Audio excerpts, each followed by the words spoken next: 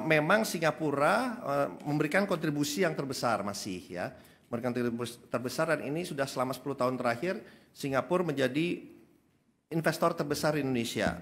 Assalamualaikum warahmatullahi wabarakatuh. Salam, Om Swastiastu, Namo Buddhaya, salam kebajikan. Selamat malam dan salam sejahtera buat kita semua. Pertama-tama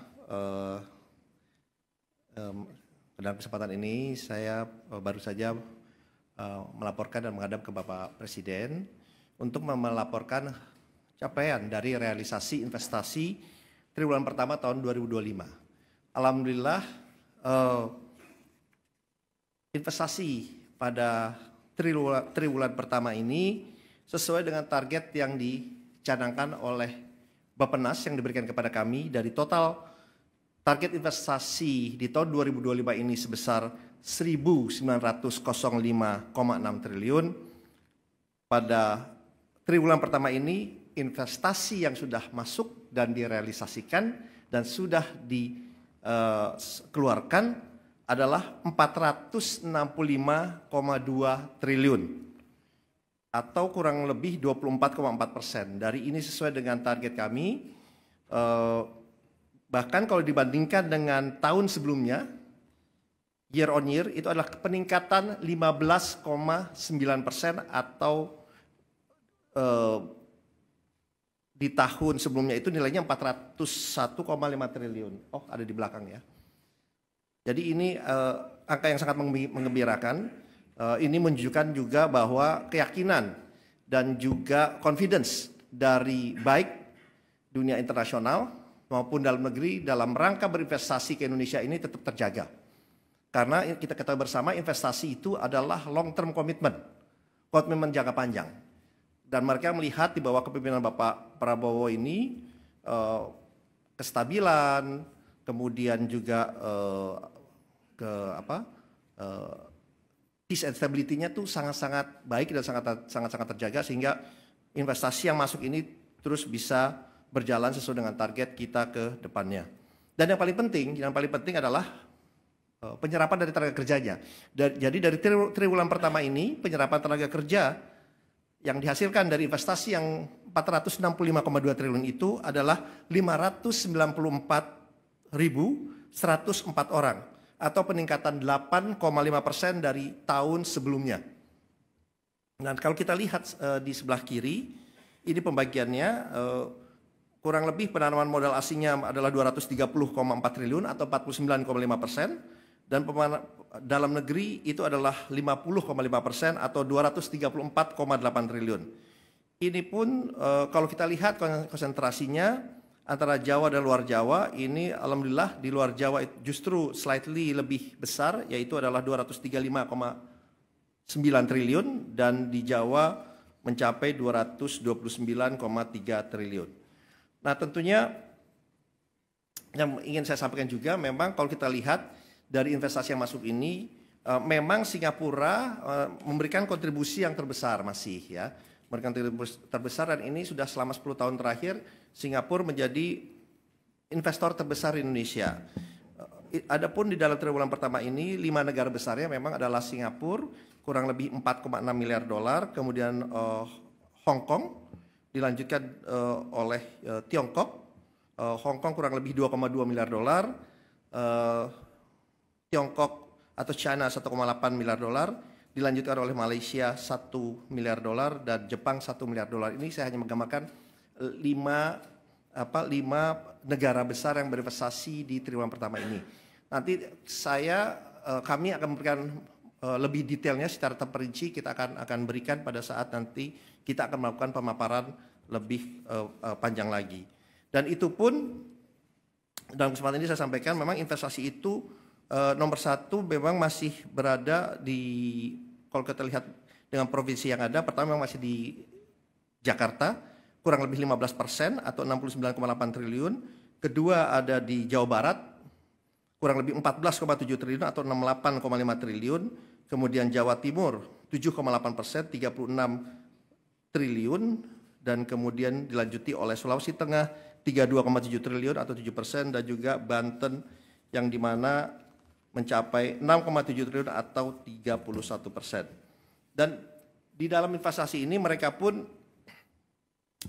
berinvestasi di dalam sektor-sektor 5 besarnya kalau bisa saya sampaikan sendiri adalah industri logam dasar, barang logam dan bukan mesin dan peralatannya, smelter dan yang lain-lain itu 14,5% itu yang paling besar, dilanjutkan oleh 14,3% di bidang transportasi, gudang dan telekomunikasi, kemudian pertambangan 10,4%, jasa lainnya 8,8% dan kawasan industri dan perkantoran itu 8,1% atau 37,5 triliun. Jadi ini saya hanya ingin menggambarkan investasi dan yang sedang berjalan, dan kita melihat di tengah tensi geopolitik yang meningkat, geoekonomi yang meningkat, tetapi alhamdulillah kita masih bisa mencapai target investasi, walaupun kami mengetahui ada berita-berita, mungkin pastinya para wartawan juga akan bertanya juga mengenai LG, ya kan? Tuh, saya lihat daripada senyum pas saya bilang itu. Ya kalau boleh saya gambarkan sedikit, memang LG ini kan investasi yang totalnya itu tadinya 9,8 miliar dolar terbagi. Memang ini adalah suatu investasi besar, ekosistem dari miningnya sampai, ini kalau saya bilang dari mining, nickel matte, nickel sulfur, prekursor, katoda, anoda, baterai cell pack sampai recycle baterainya. Jadi terbagi dalam 4 GV gitu. Dan mereka sudah groundbreaking dan sudah selesai di GV nomor 4. Jadi memang berita yang kemarin mereka mundur itu bukan mundur, semuanya enggak. Mereka sudah melakukan dan sudah selesai di GV nomor 4 senilai 1,1 miliar dolar.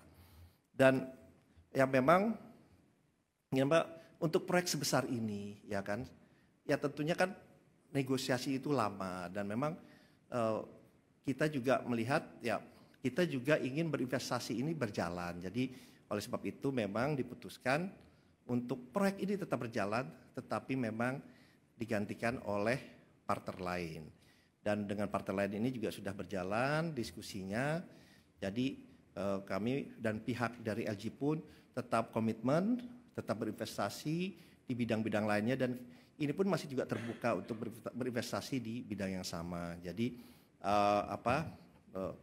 memang saya tahu ini beritanya cukup ramai, tetapi yang ingin saya sampaikan bahwa angka yang ada ini kan angka yang statistik yang realistis, yang benar, gitu. Yang dimana ya ini buktinya bahwa investasi kita tetap berjalan dengan baik, bahkan meningkat,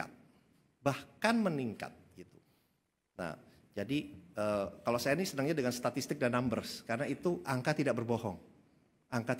Jadi ini yang ingin saya sampaikan, tetapi semua program tetap berjalan dengan baik, dan apalagi dengan adanya Danantara ini juga memberikan lebih banyak confidence dan juga keyakinan untuk para investor untuk berinvestasi di Indonesia.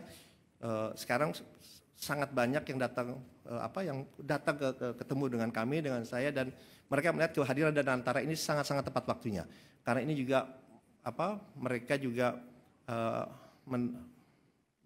menginginkan Danantara bagian dari banyak konsorsium mereka, banyak investasi mereka, dan ini menurut kami bukan signal yang sangat-sangat positif, gitu ya. Apalagi kemarin baru kita ketahui bersama, dalam kesempatan ini kita sampaikan, para teman media juga sudah tahu bahwa pada saat kunjungan Bapak Presiden ke Qatar, alhamdulillah itu juga sudah dicapai kesepakatan, dan sekarang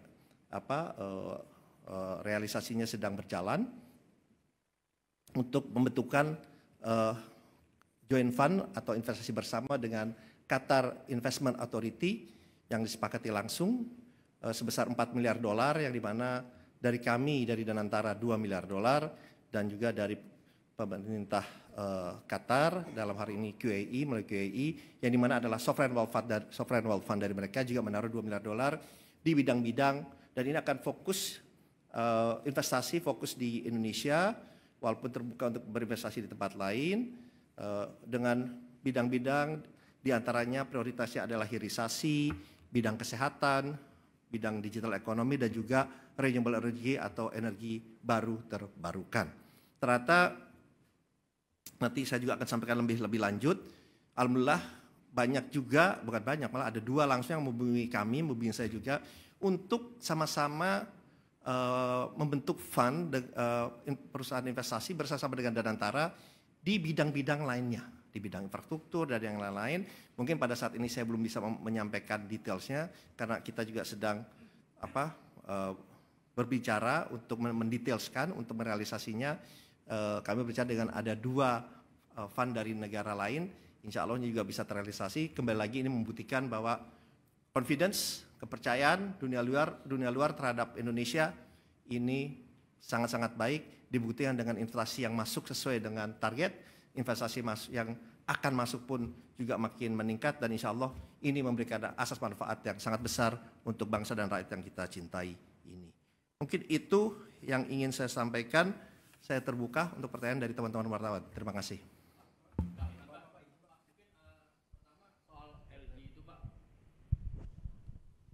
Cek.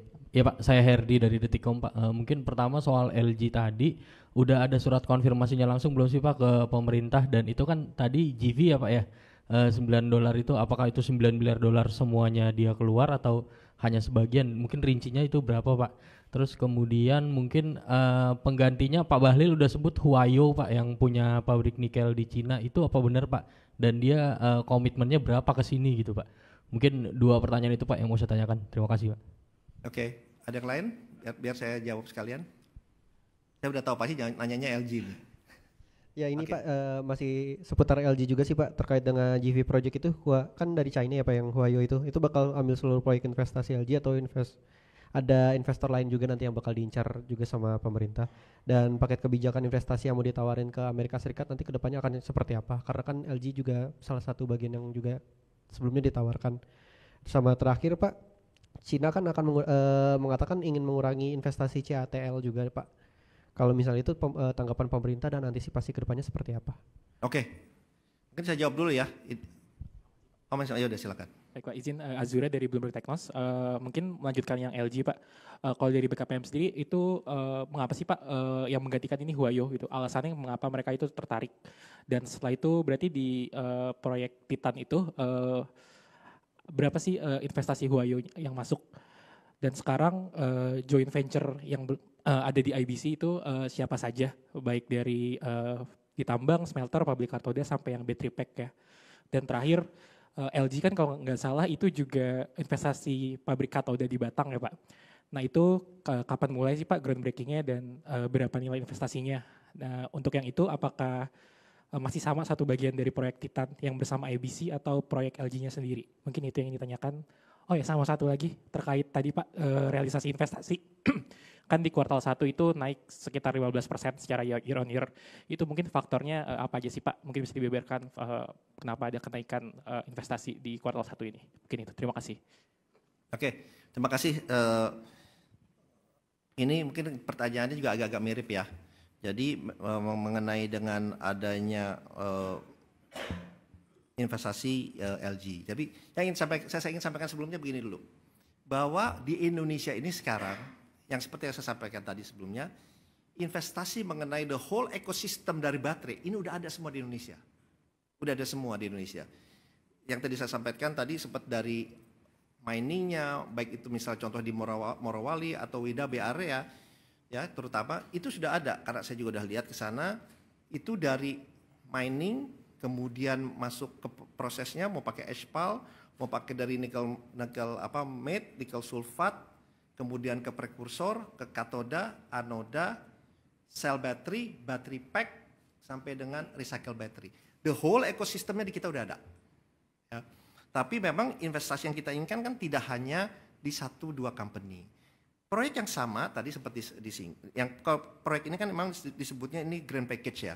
Ini sebenarnya kan sudah mulai disepakati di tahun 2020 ya, di tahun 2020 dan memang ini suatu pekerjaan besar di mana GV pertamanya nih yang di mana mengenai coal mine-nya ada aneka tambang di situ mayoritasnya ya kan.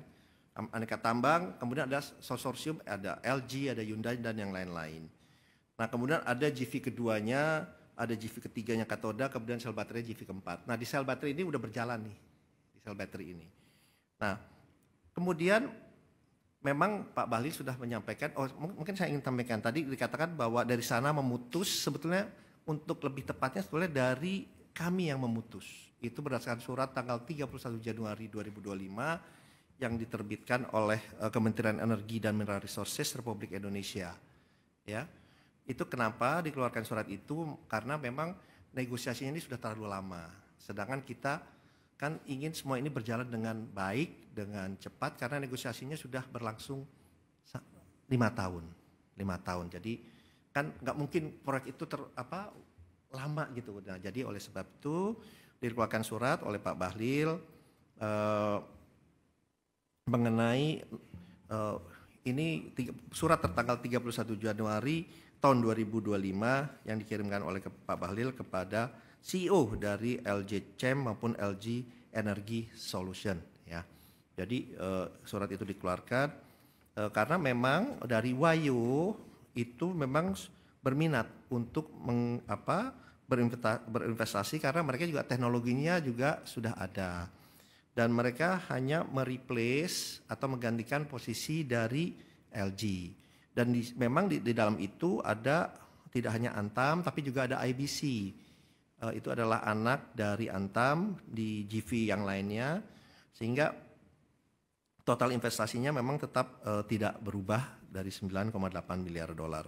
Jadi karena memang Wayo ini kan dia juga udah investasi di Indonesia sebelumnya di bidang yang hampir sama juga. Jadi mereka sudah sangat memahami. Kalau tanya kenapa Wayo? Ya mereka udah berinvestasi sebelumnya bahkan jauh lebih besar dan mereka pun udah berinvestasi di mana di daerah WDB juga. Jadi mereka sudah sangat-sangat paham, sangat-sangat mengerti dan di saat bersamaan dia juga sudah mempunyai sources untuk pengembangan ini ke depannya. Jadi oleh sebab itu Wayo yang masuk rencananya untuk menggantikan LG gitu ya. Jadi dan kita sudah bertemu dengan Wayonya, saya sendiri juga sudah bertemu dengan Wayo. Sangat-sangat positif karena mereka sudah sejak tahun 2024 ya, akhir 2024 ini sudah menyatakan minatnya untuk menjadi konsorsium dari LG ini. Jadi sebenarnya dalam konsorsium LG itu sebelumnya memang sudah ada Wayonya. Jadi mereka sekarang ya menjadi leading konsorsium, itu aja. Jadi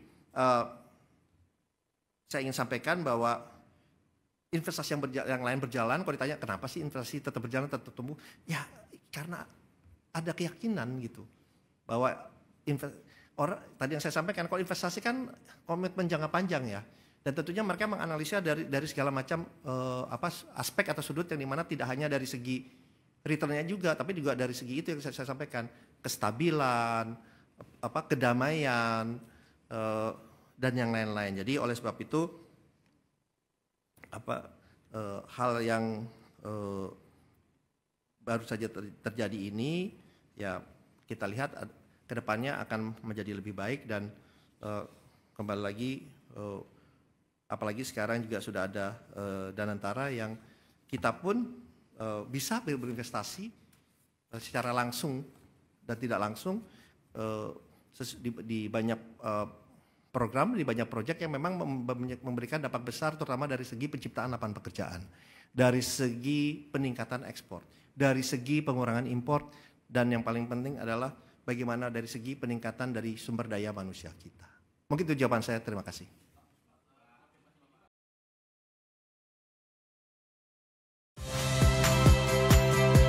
Saya Friska Clarissa. Saksikan program-program Kompas TV melalui siaran digital, Pay TV, dan media streaming lainnya.